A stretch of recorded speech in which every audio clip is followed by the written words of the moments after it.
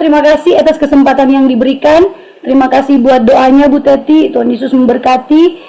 Dan terima kasih buat untuk kesempatan dari Kak Yani kemarin yang sudah menghubungi. Dan saya percaya ini bukan kebetulan, tapi karena Tuhan yang izinkan saya sharing bersama dengan Bapak Ibu sekalian, yang hamba Tuhan yang luar biasa, untuk kita saling menguatkan, saling memuridkan, ya, saling bersama-sama kita harus naik level lagi, lebih dan lebih lagi, makin melekat dengan Tuhan, makin tahu apa yang Tuhan mau dalam kehidupan kita.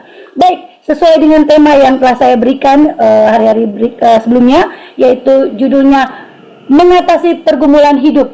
Mengatasi pergumulan hidup dalam Matius ayat 23 sampai 27. Minta tolong Kak Yani bacakan Matius 8 ayat 23 sampai 27.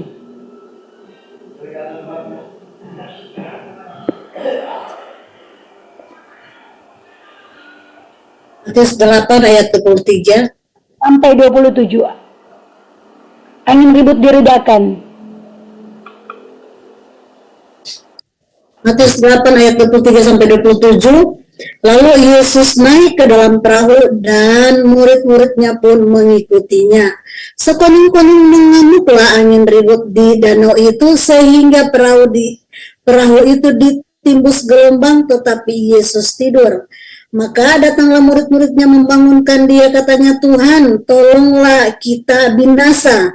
Ia berkata kepada mereka, mengapa kamu takut? Kamu yang kurang percaya? Lalu bangunlah Yesus menghardik angin dan danau itu, maka danau itu menjadi teduh sekali. Ayatnya yang ke-27.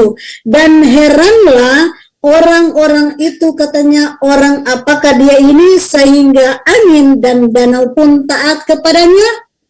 Haleluya. Ya, terima kasih Kak Yani untuk pembacaan firman. Ya, haleluya.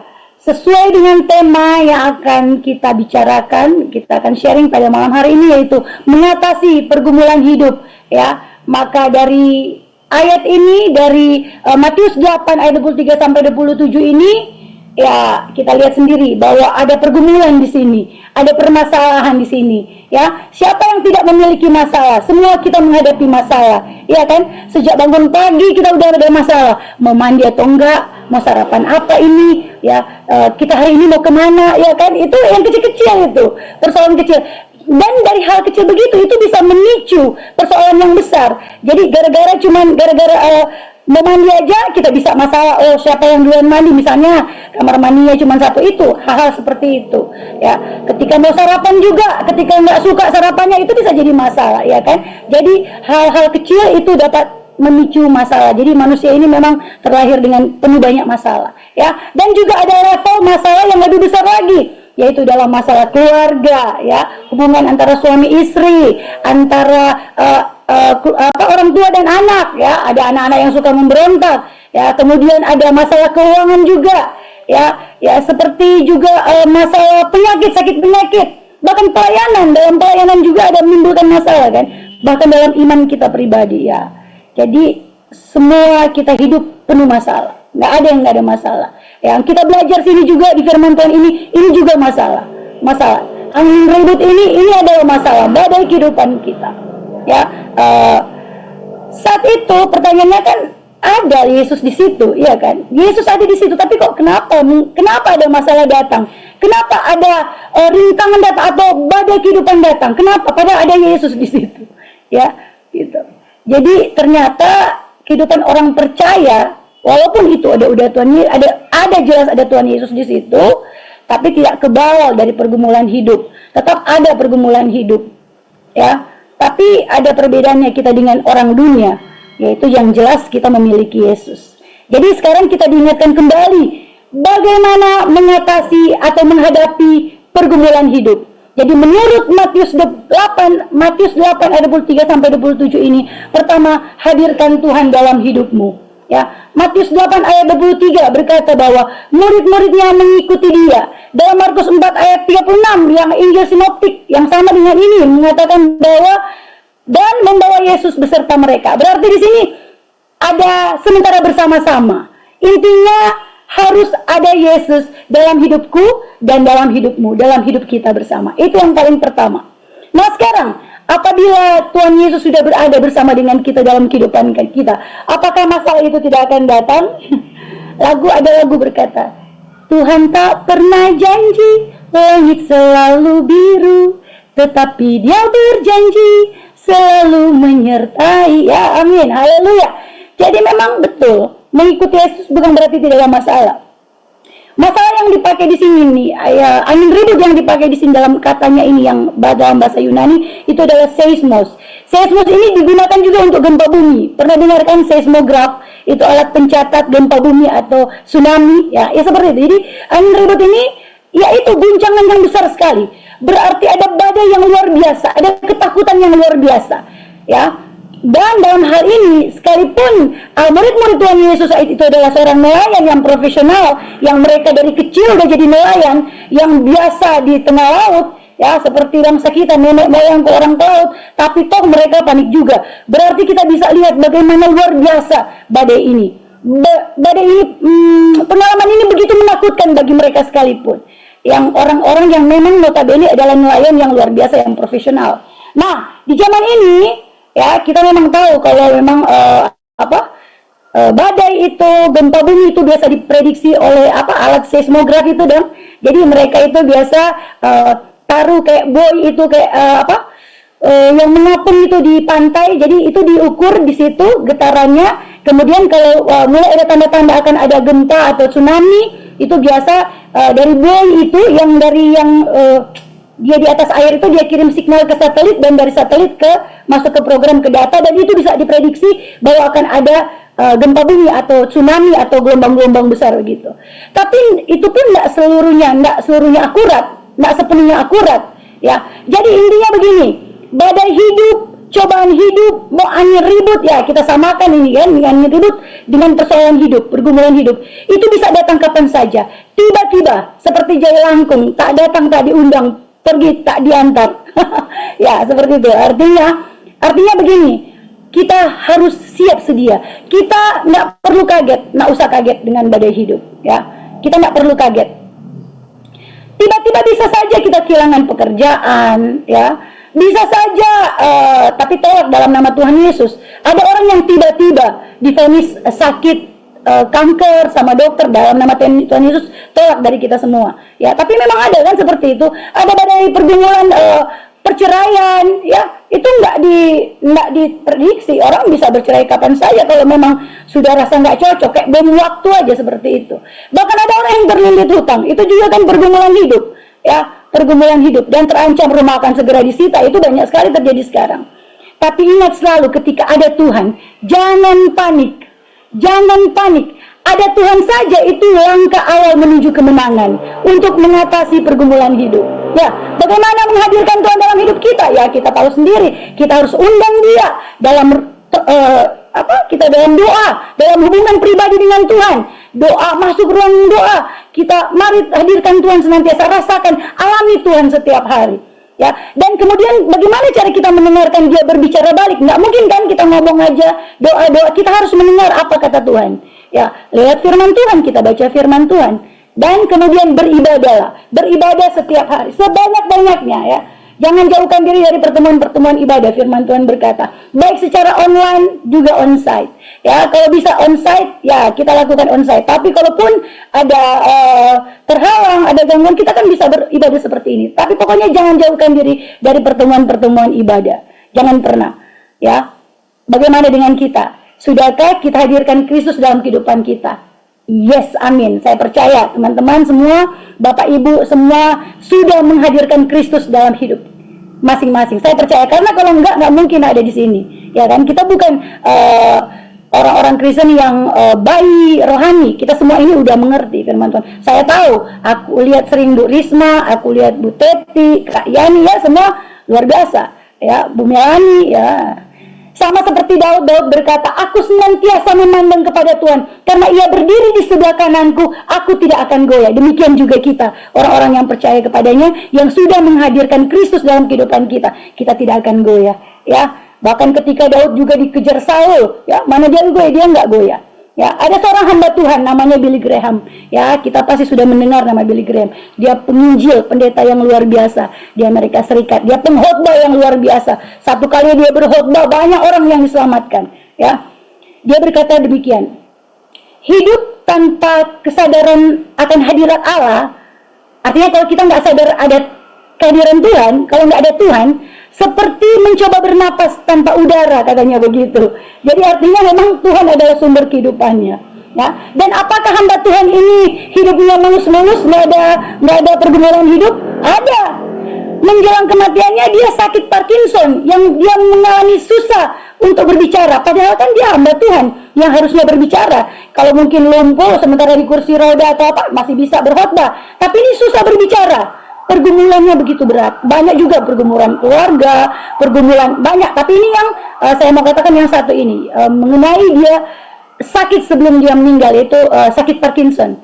Dia nggak bisa berbicara, susah berbicara. Tapi dia bilang apa? Saya tidak takut mati. Nggak apa-apa. Ini sakit ini dalam rencana Tuhan. Ini dalam kedaulatan Tuhan.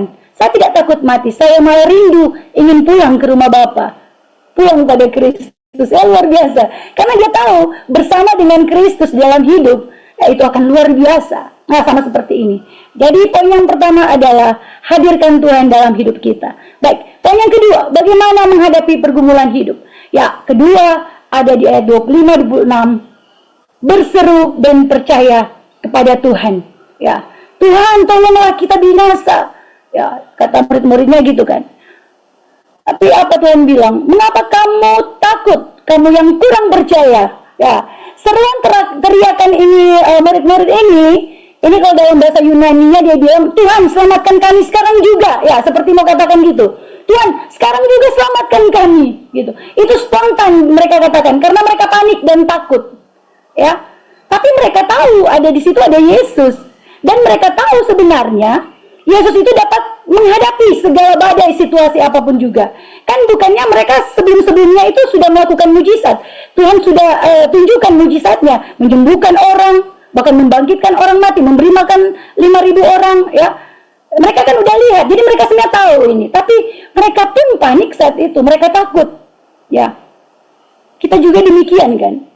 Kita ini udah jadi pelayan Tuhan, bahkan kita udah berkhotbah. Banyak orang, nggak ada di tempat ini ya, bukan kita semua, tapi ada di tempat lain ya.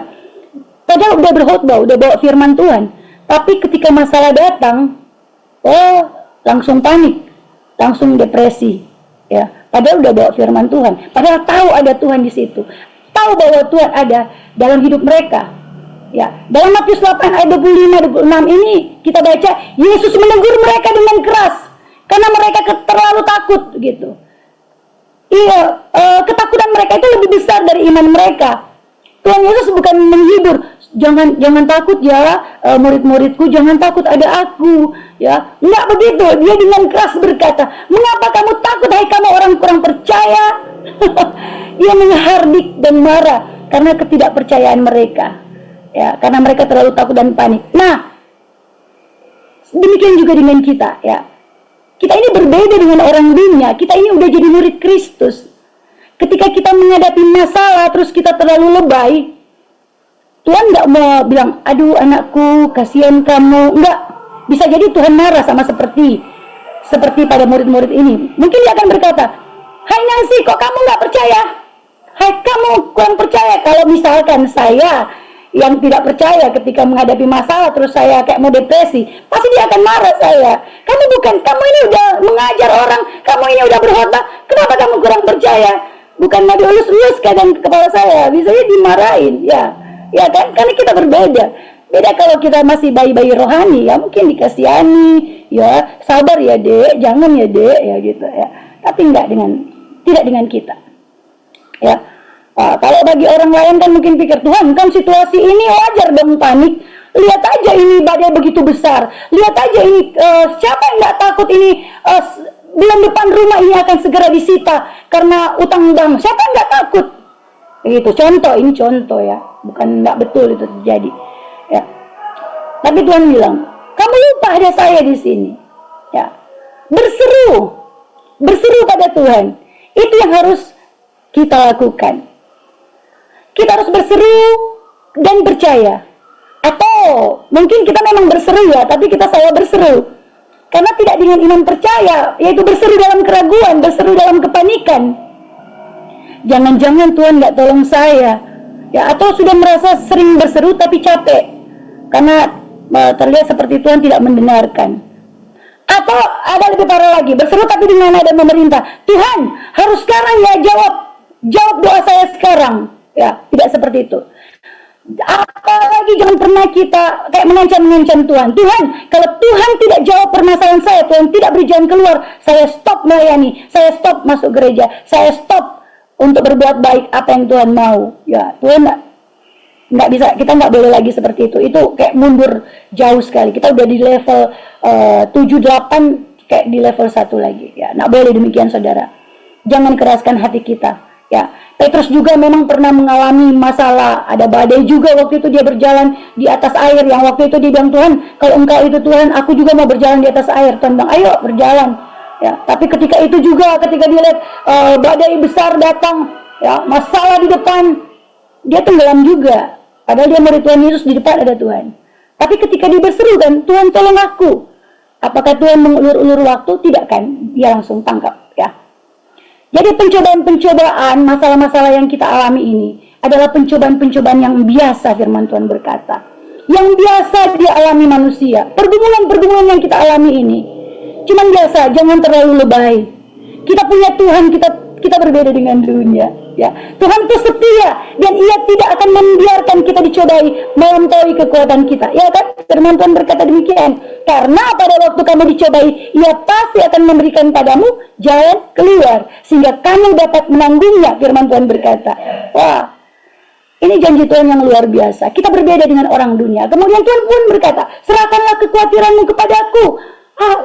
Serahkan kekhawatiranmu kepada Tuhan, maka Ia yang akan memelihara kamu. Udah, cukuplah kasih karunia Tuhan. Tuhan ada, kita cukup berseru, panggil namanya. Segala perkara, katakan, segala perkara dapat kutanggung bersama dengan Tuhan yang memberikan kekuatan padaku. Ya, Tuhan pasti akan bertindak.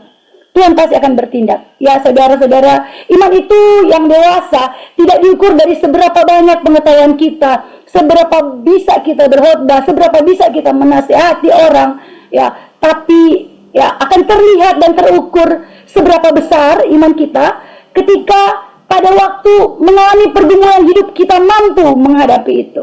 Kita mampu mengatasi itu bersama dengan Tuhan. Seberapa damai dan tenang ketika kita betul-betul berseru pada Tuhan, maka kita harusnya tenang karena kita udah kasih persoalan kita kepada Tuhan. Harusnya kita tenang dan kita menunggu waktunya Tuhan. Kita menunggu saat Tuhan menjawab permasalahan kita untuk diberikan jalan keluar. Ya, sudah bertahun-tahun mungkin bapak ibu ada yang sakit, ya, ada masalah ekonomi, ya, keluarga tercerai-berai, ya, anak-anak yang biasanya sekarang anak-anak suka membangkang, tapi tolak kita, anak-anak kita nggak begitu dalam nama Tuhan Yesus. Ya, kita berseru pada Tuhan dan percaya bahwa Tuhan pasti mendengar seruan kita, seruan orang yang percaya. Asal jangan dengan cara yang panik, jangan seperti murid-murid Tuhan Yesus itu, jangan seperti murid-murid Tuhan Yesus saat itu. Ya, kita harusnya lebih lagi tenang, lebih tenang, karena kita tahu Roh Kudus ini ada di dalam diri kita, sudah ada dalam kita. Ya, kita datang dengan rendah hati pada Tuhan, akui bahwa kita butuh Tuhan, bukan mengandalkan diri sendiri, jujur apa adanya di hadapan Tuhan, katakan isi hati dengan tulus. Ya, berseru. Ya, waktu saya dulu mengalami, saya pun mengalami gini, waktu saya kan kuliah, saya nggak minta ke suami kan, nggak minta ke orang-orang, nggak minta, bukan orang-orang sih, ke orang tua atau apa, saya berharap penuh pada Tuhan. Sementara saya nggak menjalankan usaha saya yang bisnis yang suami saya berikan, saya nggak menjalankan baik-baik karena kan saya sibuk belajar, ya kan. Jadi waktu itu saya berdoa, Tuhan, kalau ini memang panggilan Tuhan, kasih dana saya Tuhan. Saya pernah bilang dulu ke Kak Yani, kayaknya saya nggak bisa, saya belum sekarang skripsi, mungkin karena dana belum ada, mungkin belum nanti tahun depan lah gitu. Tapi waktu itu saya berseru, waktu berdoa tidur, saya, Tuhan, sambil kayak mengerang, Tuhan, kalau ini panggilan dari Tuhan, nyatakan mujizat Tuhan gitu. Terus saya minta sepakat dengan anak saya berdoa, ya, karena saya nggak mengandalkan orang, saya nggak meminta, bahkan saya nggak meminjam, saya nggak mau minjam, ya, saya nggak mau meminjam. saya mau itu memang dari Tuhan. Terus tiba-tiba ada orderan terhadap usaha saya yang saya sudah tinggalkan, saya udah terbengkalaikan, udah abaikan gitu. Tiba-tiba ada orderan yang ya melampaui itu, dan akhirnya pokoknya ujung-ujungnya suami saya juga yang Tuhan gerakan untuk melunasi selesai semua. Ya itulah, seperti itu. Jadi andalkan Tuhan, berseru kepada Tuhan. Kalaupun ada misalnya orang yang akan membantu kita, yang penting itu bukan keluar dari mulut kita, berarti itu dari Tuhan. Ya, saya percaya itu. Ya, kemudian poin yang ketiga, bagaimana menghadapi pergumulan hidup, yaitu kuatkan iman kita dan lihat kita punya Allah yang besar. Ya, Matius 8 ayat 27 berkata, dan heranlah orang-orang itu, katanya, orang apakah dia ini sehingga angin dan danau pun taat kepadanya. Bapak Ibu Saudara kalian yang kekasih dalam Tuhan Yesus Kristus, kata heran berarti kagum yang mendalam karena sudah melihat pekerjaan Tuhan. Ya, menunjukkan bahwa ada kita ini sebenarnya begini, simpel aja. Kita udah pernah ditolong sebelum-sebelumnya kan. Kalau kita menghadapi masalah sekarang, masakan Tuhan yang menolong kita waktu lalu nggak dapat menolong kita sekarang? Itu aja, simpelnya seperti itu. Ya, Tuhan berdaulat atas pergumulan hidup kita. Saat kita kembali mengingat pekerjaannya, pertolongannya, mari iman kita kuatkan kembali. Jangan lebay. Artinya kita tahu yang sebenarnya. Cuma kadang kekhawatiran terlalu menghimpit kita. Kuatkan iman kita. Ya, badai hidup tidak menandakan Tuhan itu jauh. Tuhan kadang ada cuma di dekat kita. Tinggal kita berseru aja, percaya dengan sungguh-sungguh dan deklarasikan iman kita bahwa Tuhan pernah menolong saya dulu kan, pasti Tuhan tolong saya sekarang. Memang saya belum melihat uang datang untuk membayar cicilan saya atau apa gitu, tapi saya percaya berkat itu on the way, sudah di jalan. Aku percaya dalam nama Tuhan Yesus, dan Tuhan tidak pernah berhutang. Ketika kita melayani Tuhan sungguh-sungguh, Tuhan tidak pernah berhutang. Selalu diperhitungkan. Bu Teti diperhitungkan. Bu Teti melayani Tuhan sungguh-sungguh di Getas ini, diperhitungkan Tuhan. Tuhan tidak pernah berhutang, Bu Teti. Kak Yani, Tuhan tidak pernah berhutang. Bu Risma, Tuhan tidak pernah berhutang. Pak Adi, Tuhan tidak pernah berhutang. Ya, ibadah kita ini mengandung janji. Janji Tuhan yang akan Dia genapi dalam kehidupan kita. Tidak perlu takut. Tuhan pasti sanggup menolong kita. Ya. Dan saya tidak berlama-lama. Yang harus kita lakukan, ingat selalu pertolongan Tuhan dahulu. Renungkan kembali, ya, kuatkan iman kita. Kita dong yang harus latih iman kita, ya kan. Percaya Tuhan masih bekerja hari ini. Ya, jangan heran pada badai, tapi heranlah, terkagum-kagumlah bahwa Tuhan kita itu besar. Jadi kesimpulannya apa? Yaitu, ya, ini bukan cuma cerita tentang kisah laut, tapi kisah iman kita yang diuji dan dikuatkan. Setiap badai itu adalah ujian buat kita, untuk kita terus berseru pada Tuhan dan percaya padanya. Ya, menghadapi pergumulan hidup, hadirkan Tuhan dalam hidup kita, kuatkan iman kita. Ya, Tuhan Yesus memberkati kita semua. Mari kita berdoa. Haleluya. Bapa, dalam nama Tuhan Yesus, terima kasih. Tuhan baik sekali dalam kehidupan kami. Tuhan ingatkan kami senantiasa untuk menghadirkan Tuhan dalam hidup kami. Dan Tuhan ingatkan juga kami untuk berseru dan percaya kepadamu. Dan jangan panik. Dan juga Tuhan ingatkan kami untuk jangan pernah melupakan kasih Tuhan, pertolongan Tuhan di masa-masa yang lalu. Kalau yang lalu Tuhan telah tolong kami sampai sekarang ini, sampai kami boleh ada sebagaimana kami ada. Ya Tuhan, kiranya Tuhan kami boleh menghitung hari-hari kami dengan penuh bijaksana, supaya kami tetap senantiasa bersyukur kepadamu, dan kami akan percaya senantiasa dan tidak ragu bahwa masalah sekarang ini pun akan terlewati, teratasi, dapat kami hadapi, dan kami akan mengalami kemenangan sebab kami lebih dari pemenang. Terima kasih Tuhan, hamba sudah selesai menyampaikan firman Tuhan, dan kiranya Tuhan berkati semua kami yang sudah mendengarkan. Kiranya kami boleh berakar, tertanam berakar, bertumbuh, berbuah, dan berbuah manis Tuhan, menyenangkan hati Tuhan. Terima kasih Bapa, kami berdoa dan bersyukur di dalam nama Tuhan Yesus. Haleluya, amin. Puji Tuhan.